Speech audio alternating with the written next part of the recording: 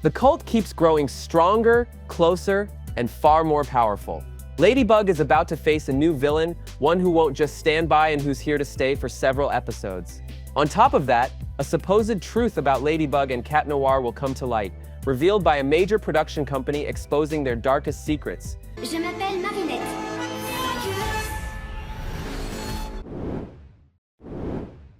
On a bright sunny day, while everyone's enjoying the beach, Marinette tells Adrien these are the kind of days she loves, the ones that feel absolutely perfect. Comme chaque journée que je passe avec toi, Marinette.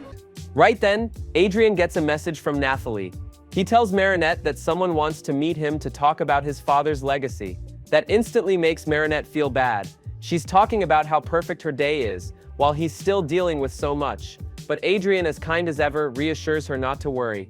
Even though he misses his parents and wishes they were still here, he knows that's not how life works, and he's ready to accept that they're not coming back.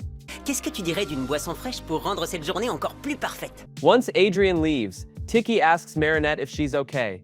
She says she is, but deep down, she feels awful for still keeping the truth from Adrien that his father was in fact a villain. Still, Paris hasn't been this peaceful since she distributed each of the Miraculouses.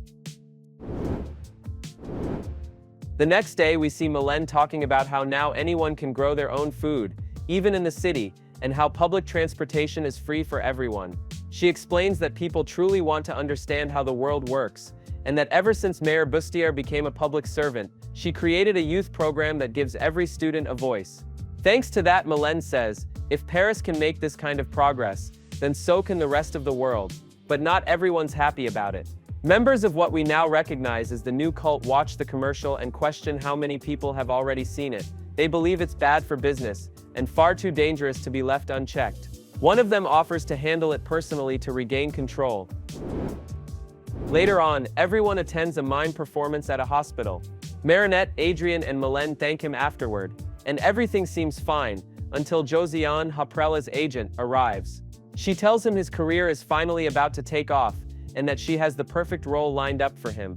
Haprella replies that he stopped chasing fame long ago, and now prefers smaller roles so he can stay close to his family. Mylène tells her father she's old enough to take care of herself now, and that if acting makes him happy, he should do it. Her words move him, and he asks what movie he'd be auditioning for. Josiane says she can't reveal that yet, but she's sure of one thing: it could be the role of his life. Meanwhile, Marinette is working as a babysitter, with Adrien keeping her company. Marinette tells them she likes pretending they're her parents. Adrien plays along for a bit, but he can't stay long. He has to leave for some grown-up responsibilities when his ride shows up.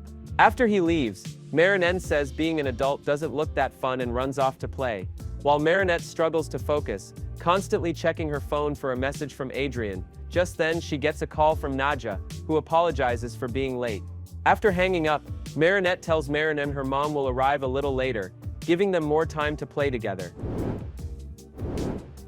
Meanwhile, Adrien attends an important business meeting.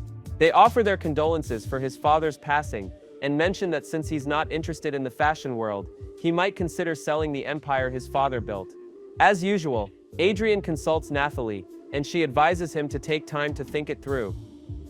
Mylène, on the other hand, is anxious about her father's audition. She hasn't been able to eat, and her nerves won't let her rest. When Haprella finally comes home, things don't seem to have gone well. He calls himself a disaster, but it turns out to be a joke. He actually got the part in a movie called The Secret of Ladybug. He apologizes to Mylène for how long the shoot will take, but she tells him she understands how much he loves his work, and thanks him for giving it up to take care of their family. Haprella admits that no role can ever compare to the precious moments they share and regrets the time he missed when she was younger. Mylène assures him that if her mother were alive, she'd be proud of him. At Marinette's house, she finally gets the long-awaited call from Adrien, who tells her he's not sure things went the way he hoped. Meanwhile, Mylène helps her father rehearse his lines.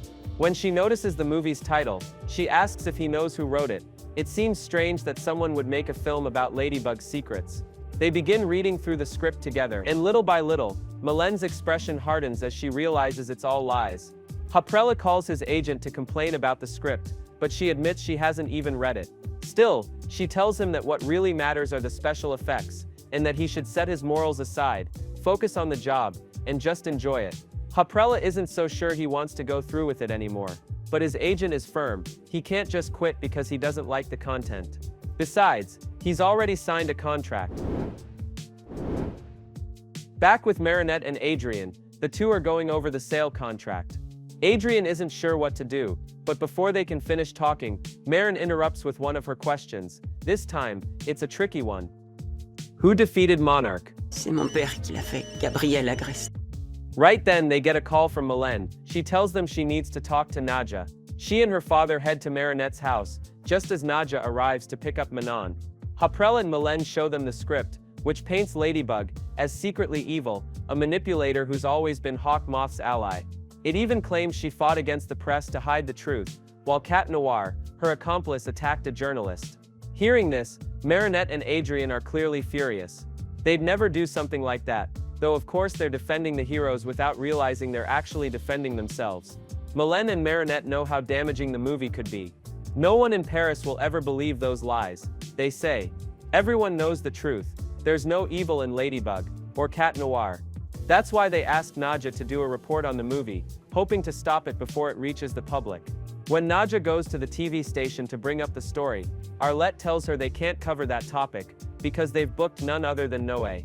Je brûle d'impatience à l'idée d'entendre votre scoop, Madame Chamac. The next day, everyone's glued to their screens, waiting for the broadcast, but things don't go as expected.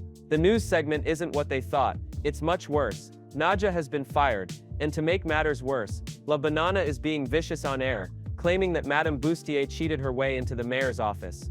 Their guest, the rising star entrepreneur, Noé, who declares his love for Paris above all else. Noé expresses his disappointment in Bustier, and says that, if the people allow it, he could become the next mayor, since he loves this city more than anyone. That immediately worries Adrien, who realizes Noé is about to buy his father's company, and his entire legacy. That's when it hits Adrien. Noé is the one behind the studio producing the film. He's the reason the script is full of lies.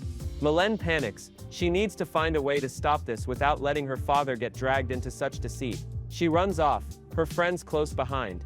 Malo begs her to calm down, promising they'll find a solution together, but Mylène insists this time the enemy is too strong, too powerful to fight. Suddenly, the butterfly Miraculous appears, trying to Akumatize her, but Mylène resists. She's stronger now, and destroys the butterfly. Hearing this, Haprella decides to confront Noé himself. Marinette follows him, and notices the Miraculous trailing behind. She tries to catch up, but Adrien insists on coming with her, so she pretends to twist her ankle, forcing him to stay behind. Meanwhile, Lila achieves her goal. She infiltrates Haprella's mind, convincing him to give in to the Akuma. He accepts, transforming once more into the Mime. Le Mime. Adrien, watching from afar, transforms into Cat Noir to stop him. Ladybug arrives just in time, but the Mime is faster, and heads straight for Noé's headquarters. Noé's security team is strong, but the Mime is stronger. He breaks through the defenses, forcing Noé to flee. Ladybug and Cat Noir intercept him just in time, and engage in another intense battle. When they finally manage to weaken him, the Mime lowers his hat, but Lila's voice echoes again, ordering him to seize the Miraculouses at the first chance he gets. The Mime resumes his rampage, destroying all of Noé's cars. Ladybug and Cat Noir chase after him and realize they'll need backup.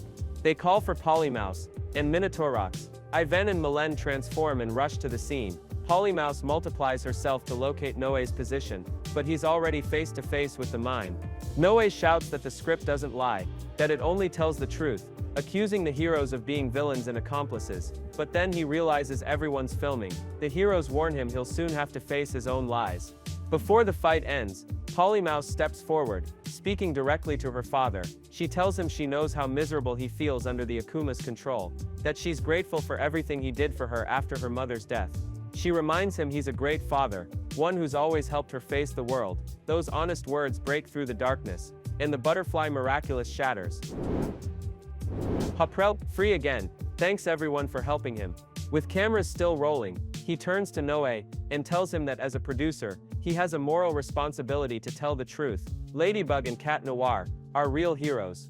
Noé finally admits his mistake and apologizes for the false script, promising to rewrite it and tell the real story. In the aftermath, Nadja gets her job back. She meets with Mayor Bustier to clear the air, confirming that her campaign was completely legitimate. Everyone watches the broadcast, including Haprella's agent, who now suggests producing a new show about Mr. Mime.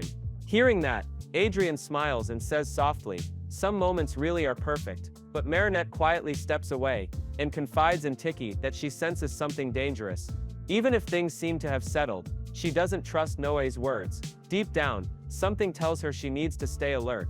In the final scene, we see Noé sitting with his mother. He tells her that now, all of Paris knows who he really is, and that mother is none other than Audrey.